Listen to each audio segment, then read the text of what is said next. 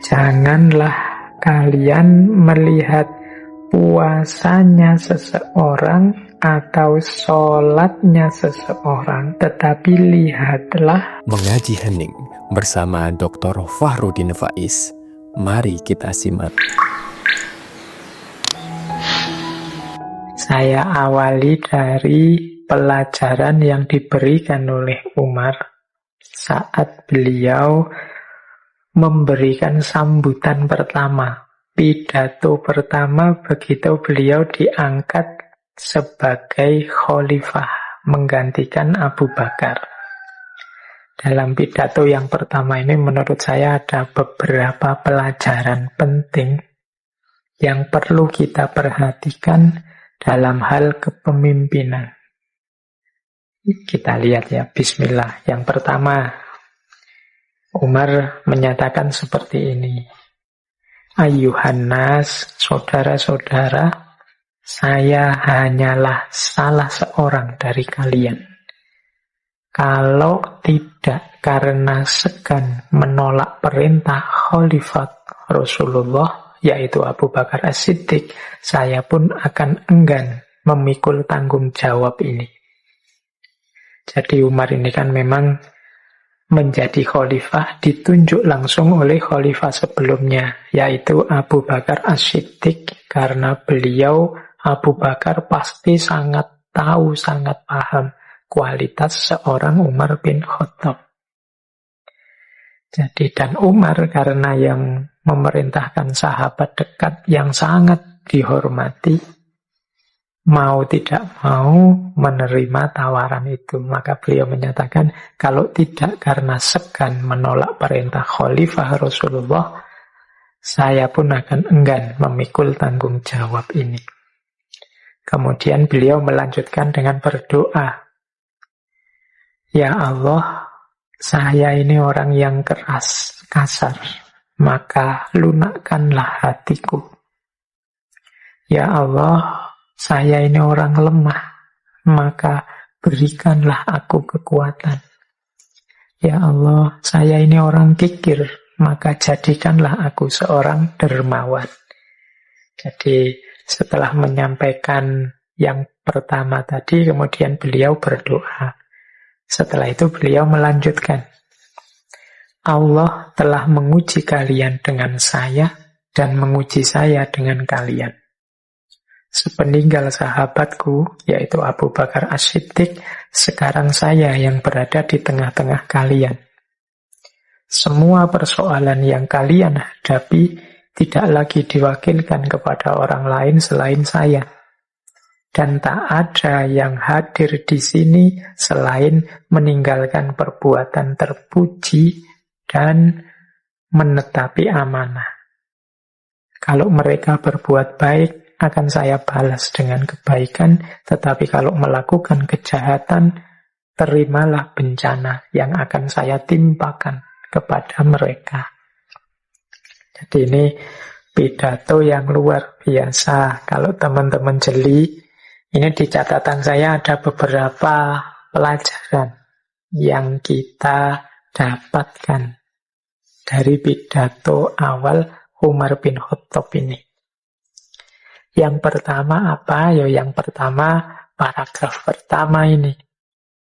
Kalau tidak karena segan menolak perintah Khalifah Rasulullah, aku pun akan enggan memikul tanggung jawab ini. Jadi, meskipun khalifah itu jabatan tertinggi, apa yang dinyatakan oleh Umar bin Khattab itu menunjukkan bahwa umat Islam itu tidak etis kalau memperebutkan jabatan. Jabatan itu satu amanah, satu tanggung jawab yang berat. Jadi kalau tidak sangat terpaksa, itu kan bahasa lainnya Umar kan begitu, aku pun enggan memikul tanggung jawab seberat ini. Jadi jabatan oleh banyak khalifah-khalifah Islam yang terkemuka dan masyhur itu sering diasosiasikan dengan musibah. Jadi sesuatu yang berat yang menimpa. Kalau memikirkan diri sendiri, ya mending tidak usah diterima, wong itu berat, susah. Tapi kan memikirkan umat Islam secara umum, memikirkan secara keseluruhan, tidak untuk egonya sendiri. Jadi yang pertama itu, jabatan adalah sebuah tanggung jawab yang tidak perlu diperebutkan. Apalagi sampai demi jabatan itu sampai bermusuhan, sampai konflik, apalagi sampai meneteskan darah, sampai memutus tali silaturahmi persaudaraan. Itu menurut saya pelajaran pertama dari pidato Umar tadi. Yang kedua, kalimat doa tadi. Beliau mengakui kalau dirinya keras, kasar, lemah. Ini penting, karena manusia yang bisa maju, bisa semakin baik, bisa terus berkembang adalah orang yang sadar kelemahan dirinya. Orang yang paham kekurangan-kekurangan dirinya. Oleh karena itu, beliau terus berdoa kepada Allah. Agar Allah menutupi kekurangannya, agar Allah membimbingnya sehingga menjalankan roda pemerintahan dengan lebih baik. Jadi yang kedua, pelajaran bagi siapapun pemimpin agar senantiasa muhasabah, senantiasa menghitung, mentafakuri, mencari di mana aku yang masih kurang. Jadi biar setiap hari, setiap waktu bertambah, berjalan, yang terjadi adalah perbaikan demi perbaikan. Yaumuhu khairun min amsihi. Yang hari ini pasti lebih baik dari kemarin. Besok lebih baik lagi, besok lebih baik lagi. Jangan sampai terbalik. Dulu bagus, sekarang kok jelek. Nah, itu berarti keliru prosesnya. Kalau dalam Islam kan kalau dulu bagus, sekarang jelek, namanya mal'un. Tapi kalau bisa ya hari ini lebih baik dari kemarin. Bahkan sama pun dianggap kerugian.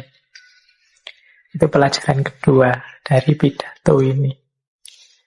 Pelajaran yang ketiga adalah pelajaran bahwa pemimpin dan yang dipimpin itu sama-sama ujian.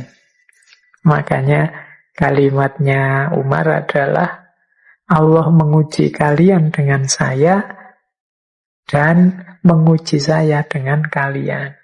Jadi kita punya pemimpin seperti apa, kalau pas kita jadi yang dipimpin, kemudian kalau pas kita yang mimpin, kita punya yang dipimpin seperti apa, anak buah kita, rakyat kita, masyarakat kita seperti apa, itu dua-duanya adalah ujian.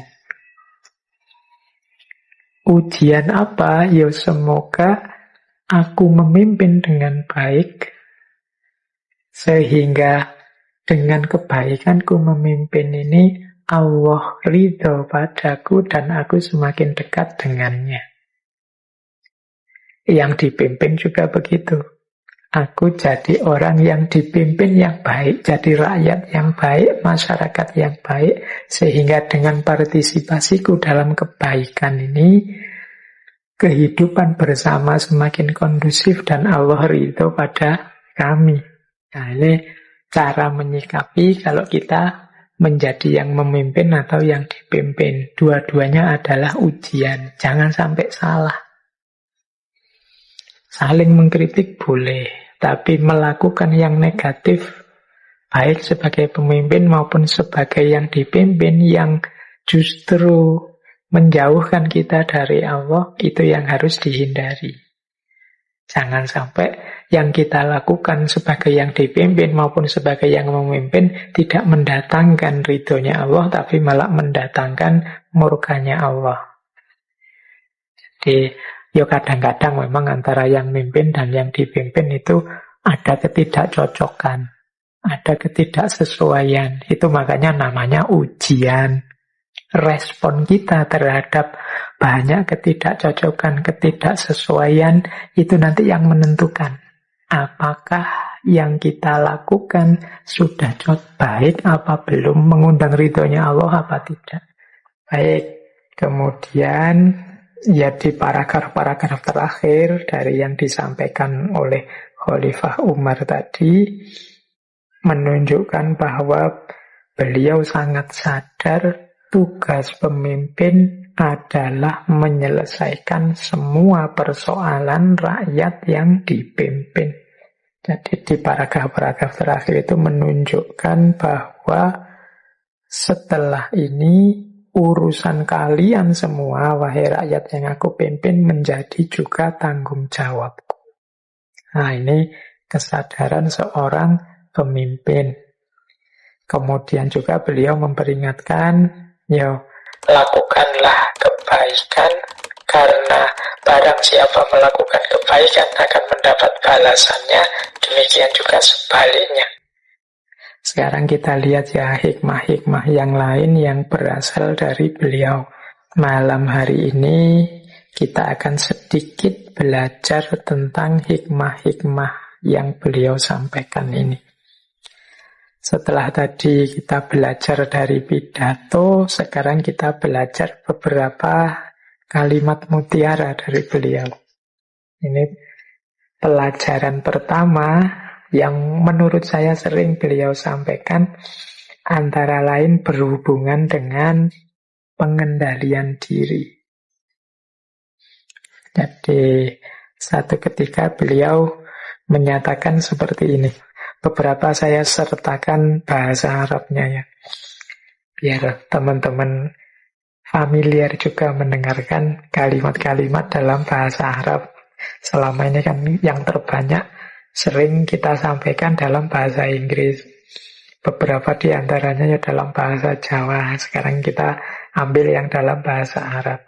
Satu ketika Umar bin Khattab menyatakan begini, la tanzuru ila siyami ahadin wala ila solatihi walakinin zuru ila man idza hadasa sodako wa idza tumina atta wa idza asfa aihamma bil maksiyah waro'a.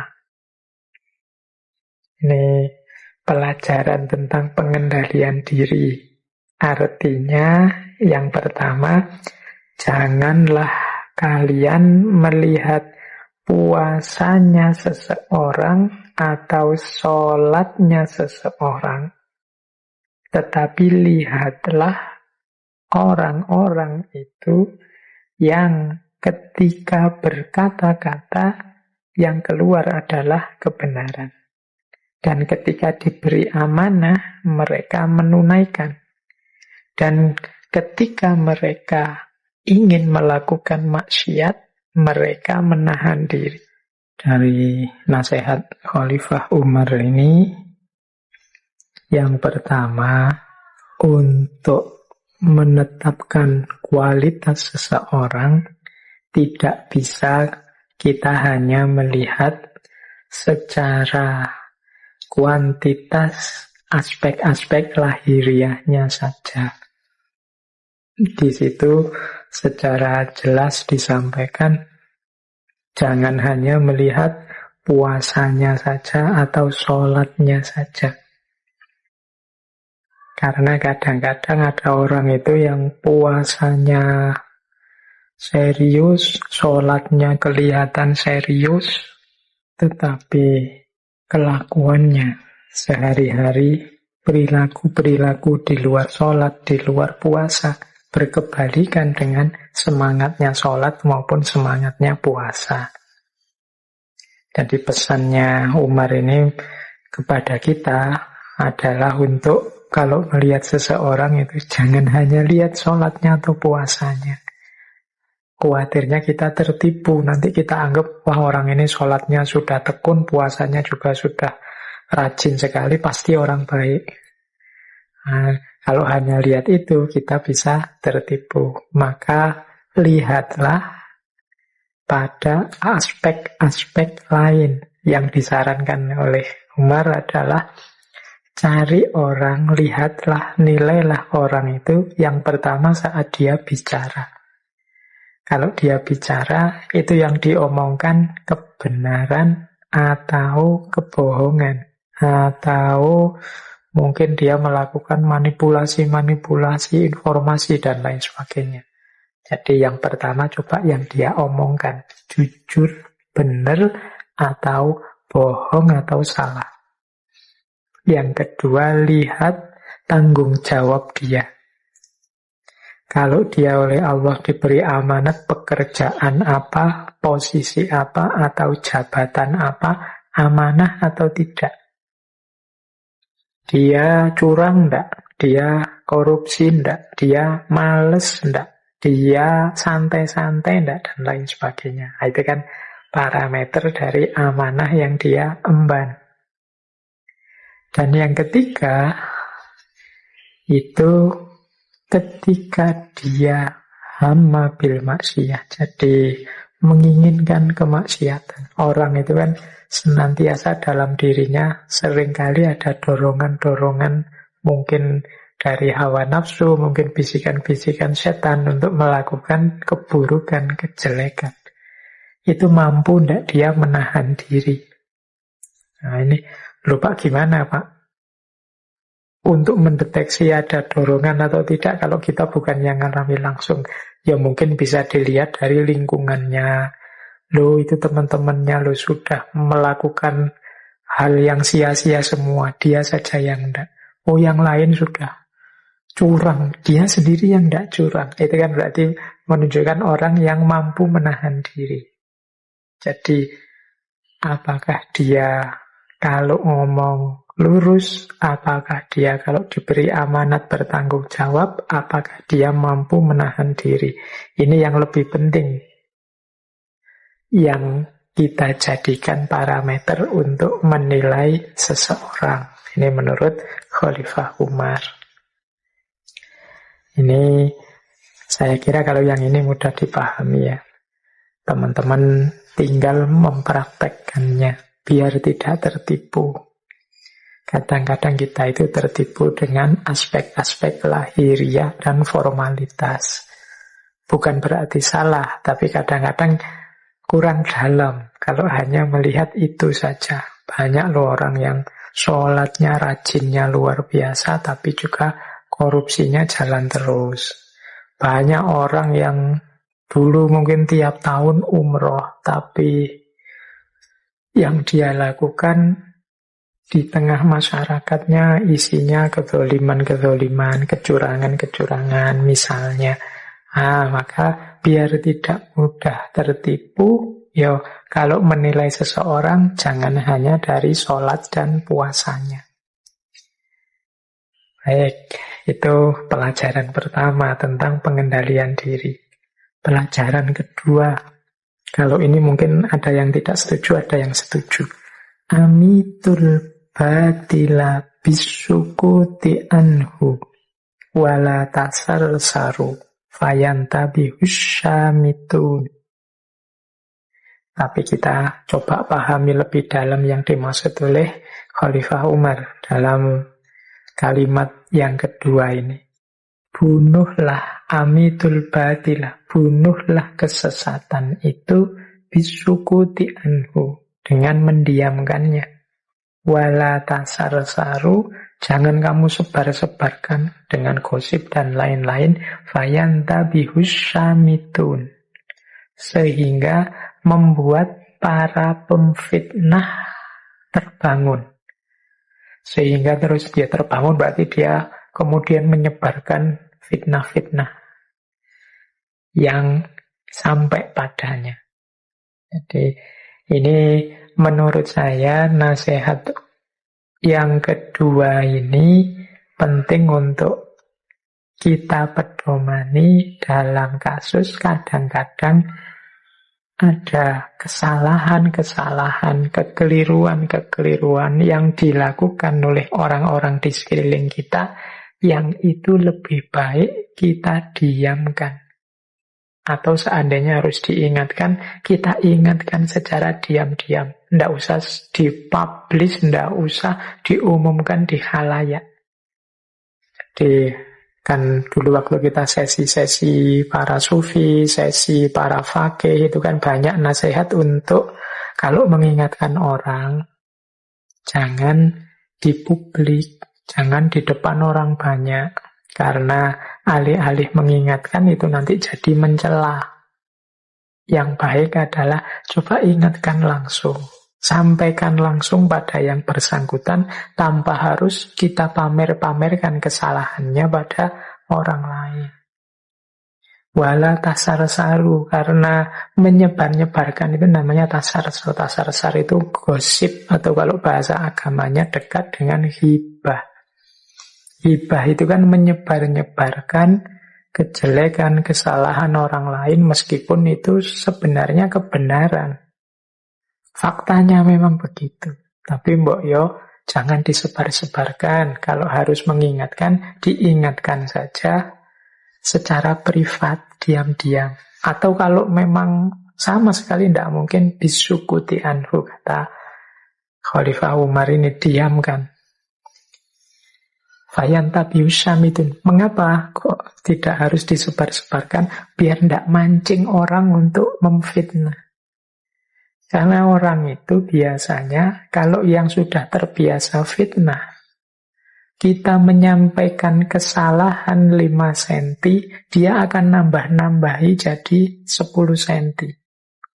Para pemfitnah itu kesalahan 10 akan dia sebar kemana-mana jadi kesalahan 20. Yang 10 ini yang fitnahnya, meskipun hakikatnya yang 10 awal ini faktanya. Tapi akhirnya kan jadi 20. Akhirnya lahirnya fitnah-fitnah.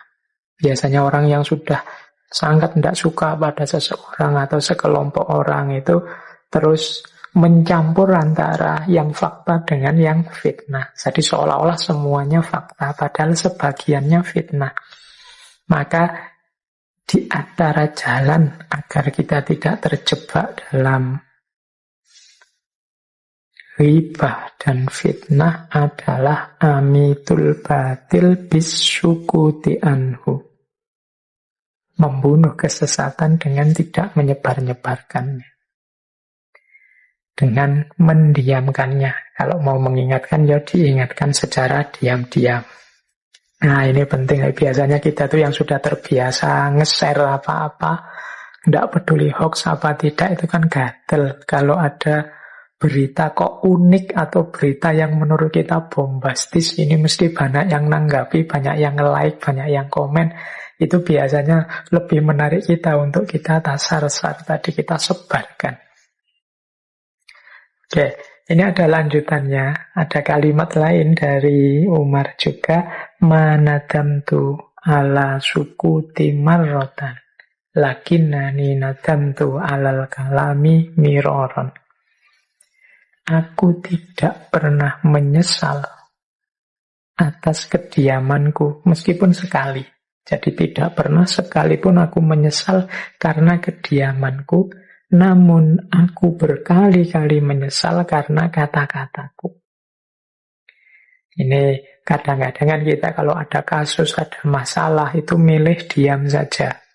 Ada kalanya kita reaktif, responsif, milih ikut ngomong, ikut komentar, ikut menilai, menjudgment, bahkan sekali-sekali ikut maki-maki, mungkin tidak sadar ikut juga fitnah.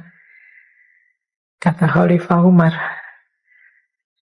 kalau pas aku diam, itu tidak pernah sekalipun aku menyesal. Menyesal itu kok ya aku tadi diam ya, kok tidak ikut-ikut komentar ya, kok tidak ikut-ikut mencela ya, kok tidak ikut-ikut maki-maki ya, itu tidak, aku tidak pernah menyesal kalau yang tentang kediamanku. Tapi aku berkali-kali menyesal ketika aku ikut ngomong atas kata-kataku.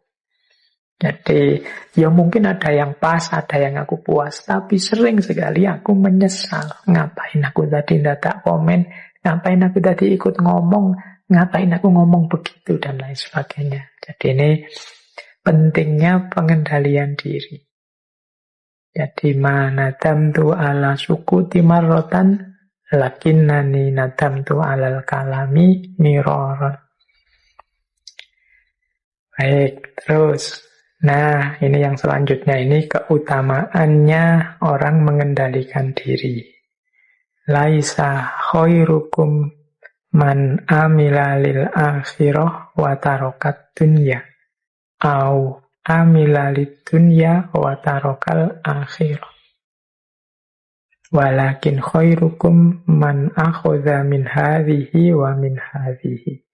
Wa innamal haraju firrohbati fima tajawaza qadrul hajah wa zada ala haddil kifayah. Bukanlah yang terbaik di antara kalian orang yang beramal untuk akhirat dan meninggalkan dunia, atau beramal untuk dunia dan meninggalkan akhirat. Tetapi orang terbaik di antara kalian ya orang yang mengambil dari dunia juga mengambil dari akhirat. Sesungguhnya yang tercela, yang jelek itu adalah ketika kita menginginkan sesuatu melebihi ukuran kebutuhan atau melebihi batas cukup. Ini pelajaran dari Khalifah Umar. Orang terbaik itu bukan kok orang yang saya hidup demi akhirat saja, dunia aku tinggalkan, atau sebaliknya. Ini lebih jelek, orang yang dunia saja akhiratnya ditinggalkan. Tetapi yang terbaik itu ya dunia ya akhirat, tetapi secukupnya saja, sesuai kekuatan, sesuai kemampuan kita. Jadi ibadah ya sesuai kemampuan, kekuatan, jangan sampai menyiksa diri. Bekerja ya untuk dunia ya, tapi jangan berlebihan. Nanti mengutamakan dunia terus, melupakan akhiratnya. Atau sebaliknya, mengutamakan akhirat saja, tidak mau bekerja. Dua-duanya bukan yang terbaik. Yang terbaik itu dunia ya, akhirat ya, tetapi dipenuhi secukupnya. Jangan berlebihan. Loh, ibadah juga tidak boleh berlebihan. Tidak, ibadah juga harus secukupnya. Tidak boleh menyiksa diri. Rasulullah itu dalam banyak kasus mengingatkan para sahabat untuk tidak berlebihan, untuk moderat saja, termasuk dalam beragama. Satu ketika ada para sahabat itu yang minta izin akan sholat malam terus, tidak tidur-tidur. Ada yang minta izin saya akan puasa terus, tidak ada buka puasanya, pokoknya tiap hari puasa. Ada yang minta izin, saya tidak akan nikah, hidupku kupersembahkan pada agama. Itu oleh Rasulullah diingatkan, aku ini nabi, aku tidur dan aku juga bangun. Berarti ya jangan bangun terus kalau malam. Tubuh kita ada hak untuk tidur. Aku puasa, tapi aku juga buka puasa. Ya jangan puasa terus. Jadi perhatikan juga kebutuhan tubuh kita. Dan aku juga menikah. Nah, barang siapa yang tidak suka sunnahku, tidak termasuk kelompokku. Jadi kalau ada yang kemudian, aku hidup demi akhirat saja, tidak menikah. Nah itu diingatkan oleh Nabi. Jangan, aku Nabi saja menikah. Nah, itu aspek-aspek pengelolaan diri, pengendalian diri. Biasanya kita itu kan kalau lagi semangat, kemerungsung, punya karep apa saja, terus tidak ngerti batas. Kita harus ngerti qadrul hajah dan haddul kifayah. Ukuran kebutuhan kita dan batas kecukupannya. Jangan berlebihan. Terima kasih sudah menyimak. Semoga channel Mengaji Hening bersama Dr. Fahrudin Faiz selalu bisa memberikan ilmu, motivasi, dan kebermanfaatan. Salam sehat dan bahagia.